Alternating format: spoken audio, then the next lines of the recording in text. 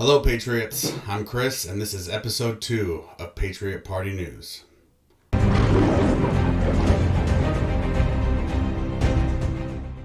Originally, the topic of this episode was going to be about Ashley Babbitt, what kind of person she was, what her life was really like. But while we wait for comments from her family, I wanted to talk about what's going on in our country and the events that have happened since January the 6th. The storming of the Capitol, while historic, is not unprecedented. The mainstream media would have you believe that it was an attack on freedom and equivalent to Pearl Harbor, as Chuck Schumer said, and it was very tragic. I mean, I don't think anybody can argue that it was a good idea. People got hurt. People died. Trump supporters died on both sides of the fight. It makes no sense, and it should have never happened. But that's not why we're here today. We're going to talk about the reaction to storming the Capitol. And the reaction has been absolutely insane. It's funny that the same mainstream media that is trying to convince you that all Trump supporters are terrorists is almost directly responsible for the events. Now, no one in the media was inciting the violence, obviously, but they didn't have to. All they had to do was lie. They lie constantly, and eventually people just stop trusting them. If you are looking for someone to blame, you don't need to go any further than CNN, Fox News even, MSNBC. All of these places will spin the truth and make you believe that you're going insane, but you're not going insane. Most of the problems with this country can be handed down straight to the mainstream media. And if it wasn't the mainstream media, you can hand it down to social media. The fact that they lie constantly is part of what's wrong with this country. Now, we were in Austin. We talked to a lot of Trump supporters, and they told us that they watched so much negative press about Donald Trump on these mainstream media outlets that they finally felt the need to investigate it themselves. Now, would you have called yourself a Republican before Donald Trump? No, I wouldn't have, because I wasn't educated on things that he has done for us. I just went with the media said. The media painted this man as a hateful, racist man, and I went with it. Everything the media said to me, I believed and I ran with it. But until I did my research, and I figured, hey, there's a reason why they hate this man so much. And once I started seeing that this man was a God-fearing man, I'm a Christian man. What would you say was the catalyst or the event that caused you to do your research? Like, what was the first thing that you were like, I don't understand? You see, the main thing was when I seen that, because one day I was thinking, like, man, they hate this man so much. Why? And I still wasn't with him. I was like, why do they hate this man so much? I never known anybody with so much hate. I'll hold your sign while you're interviewing if you want. I never knew anybody with so much hate. Not even Bush. And nobody liked Bush, but not even the media, had so much hate towards him. But even the media, he didn't get away from nothing. So I just figured there has to be a reason.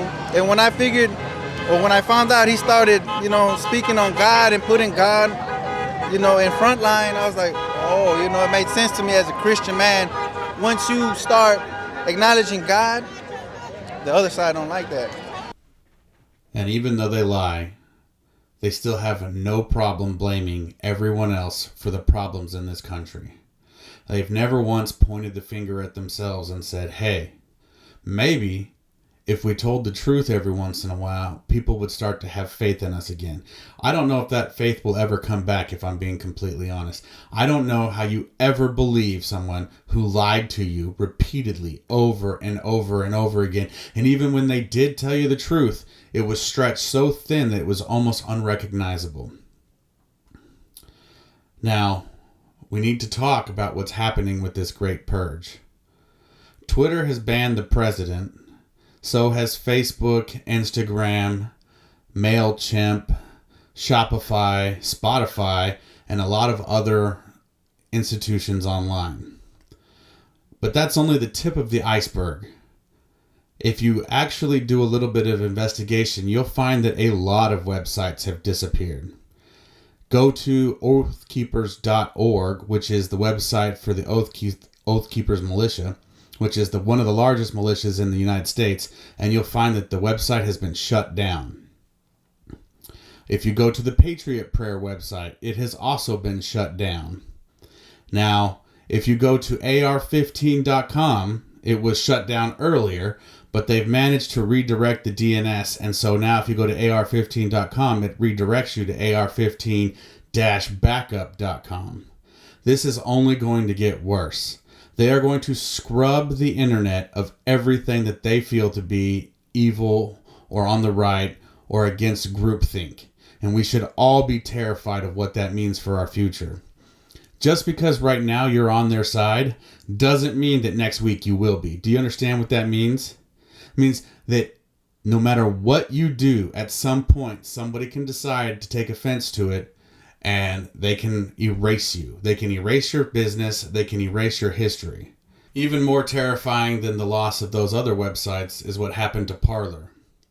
Amazon Web Services hosts about half of the internet. You might remember what happened a while ago when somebody made an error with their servers and it shut down large chunks of the internet. If AWS decides that they can just pull your website because they don't agree with what's on it, then imagine what they can do to everyone else. If you have a small business or you have a medium-sized business that are running on AWS, you need to come up with other options right now. Beyond protecting yourself, we also need to show Amazon that it is unacceptable for them to decide who and who is not worthy of being hosted on their service. Now, everyone says that they're a private company, and I understand that, but that's not the problem. The problem is they host half of the internet. If AWS wanted to, they could shut it down. They could shut down banking services. They could shut down our central intelligence agencies, the NSA. They have access and so much power, and they can do whatever they want. People don't understand what it means that these tech companies have become more powerful than the President of the United States. Think about that for a second. If they wanted to, they could shut down all lines of communication. Now, I'm not talking about just Twitter and just Facebook, but if you combine them with the internet service providers that host the fiber in the ground, they can literally shut you down. At this point, if you see an article online that you find to be very interesting, I would print it out because you never know. They might go back later and change that article in shadow edits, and you will never have any idea. So then you go back to reference it, and all of a sudden it's a completely different article. If you don't think that happens, look it up, because it happens all the time. Printed media can't be altered. And everything is digital now, so once they decide that they want to scrap it, they can just scrap it. They can take a story, change a few words, and all of a sudden the meaning is completely different. What's happening to our country seems almost unbelievable. Instead of reconciling with people that are very clearly angry, our leaders in Congress have decided to impeach the president, or at least attempt to impeach the president, if they do not find relief within the 25th Amendment. This is only going to incite flames. People are going to get angrier. There are people who believe that President Trump won this election. I happen to be one of them. But those same people are watching the lies online, and they're being told that they're crazy and that they're terrorists and that they're insurgents and that they don't love our country. But nothing could be further from the truth. I myself am a patriot. I've always been a patriot, and I will always be a patriot. I want to do what's best for the United States. And right now, we are all on edge. So it is time for the leaders in Congress to try to unify, not be more divisive. If they came out and said that what's happening online is unacceptable and that we need to be concerned about it, and they took action against that would go a long way towards healing this divide. But they won't. They want to put your names on a list. They want to hunt you down. They want to put you on no-fly lists. They want to see if you've ever been to a MAGA rally, then you are a terrorist. And that is completely unacceptable. There are 75 million people in this country who voted for Donald Trump. And if they were all terrorists, there would not be a single building left standing in this nation. It is time for people to start respecting each other, to respect the opposing point of view, because what is going to happen next is going to be violent and it is going to be bloody, and no one is going to come out from it unscathed. We must unite as a country. And it is on our leaders to make this happen. We voted for you so that you could help us. Now do your job. I want to remind everyone the words from the Pledge of Allegiance. And they're as follows. I pledge allegiance to the flag of the United States of America, and to the republic for which she stands, one nation, under God, indivisible. That means we won't split up. I feel like there is a large contingent of politicians that are trying to prove that statement to be a lie. And I pray to God that it isn't so. Because if we do divide, if we do divorce peacefully, as some have asked, then we will no longer be the most powerful nation on earth. We will be two separate smaller nations, weaker than China. And I cannot express how dangerous that would be. From this point forward, I'm going to assume that everything I see online is a lie. The only way that I can verify that it's not a lie is if it's coming from somebody that I absolutely trust or that I've done the research myself. Please be careful out there. They are itching to find a reason to shut us down, to shut you down.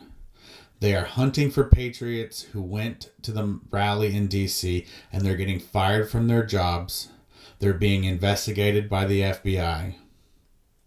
Now you can stand and be a proud patriot, but just keep your head on your shoulders. Make sure that you're paying attention to what you're doing and make sure that you verify what you're hearing, okay? They will absolutely go after you for any reason they can. And what's happening now is only going to get worse. If you guys actually haven't read the book 1984, I highly recommend it. If you don't have time to read it, get it on Audible. The Audible version is very good and it's free. In closing, I'd like to invite you to follow us on Gab. We're at gab.com/Patriot Party News. We are working on the story about Ashley Babbitt, and we hope to get you that very soon. Thank you.